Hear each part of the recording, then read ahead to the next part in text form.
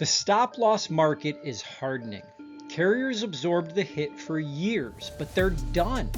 If your renewal just landed and the number made your eyes water, you're not alone. But signing isn't your only option. Let me show you 3 moves to run first. Claims over $2 million are up more than 1,200% since 2013. That's not a typo. Cancer still leads, cardiovascular at number 2. Carriers built their tools for a different decade. They're now rebuilding the math, and they're doing it on your renewal. Aegis Risk surveyed 1,268 policies covering over 1.2 million employees. Premium increases ran from 8.8% at a $100,000 deductible up to 10.1% at a $500,000 specific stop-loss deductible. The bigger deductible, the bigger the percentage hit.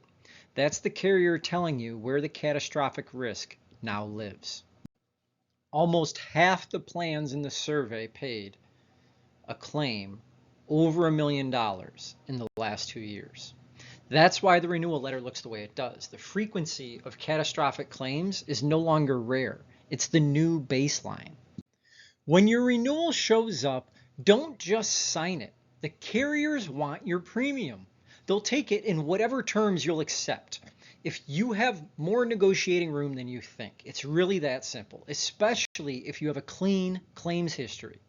All right, I said I'd give you 3 moves, so let's hit you with move number 1. Raise your specific deductible. It's pretty straightforward, but most mid-market employers carry the wrong one for their size.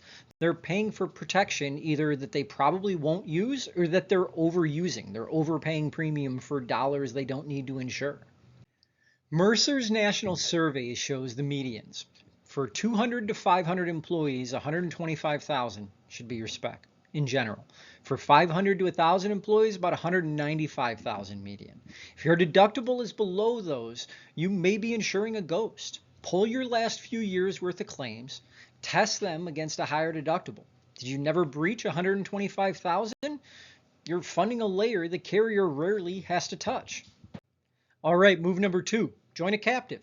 It's not just a product, it's a structure, it's a risk pool with other employers.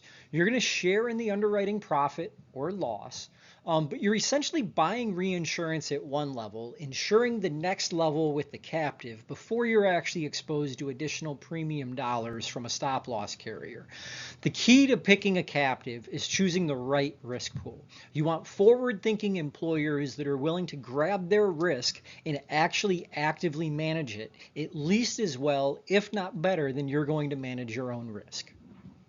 With captives, the pricing edge comes from lower operating margins than traditional insurance carriers and some profit sharing when the group performs well. That's either the captive overall or your particular group.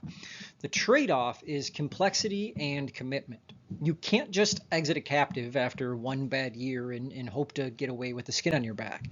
You need to vet the underwriting standards. You need to vet the other members. The captive is only as strong as the employers that are participating within it. All right, your third move, a corridor or an aggregating specific deductible. Essentially, it sits between your specific deductible, your per person deductible, and your aggregate attachment points. So you're going to absorb any losses in that band as an employer.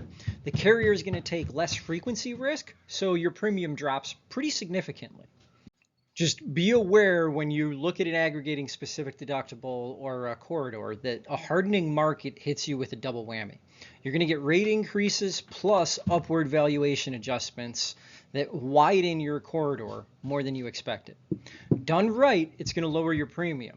Done wrong, and it could be a cash flow crisis in 2 years. Your reserves matter. All right, so we talked about 3 things that you can look at before you sign this upcoming stop-loss renewal. You've got your higher specific deductible, a captive structure, corridor, or aggregating specific deductible. Each one is going to trade some premium for some form of risk that you're going to absorb. The right move really just depends on your claims history and your cash position. All right, before you get into your renewal, don't forget to pull your large claimant history. Quantify what you would have paid at a higher deductible over 3 years.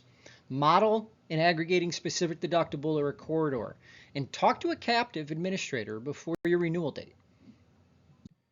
Do that analysis before you sign. Should help you shave a couple of points at this next year's renewal. For more information like this, visit benefitsblake.com or click the subscribe button here on YouTube.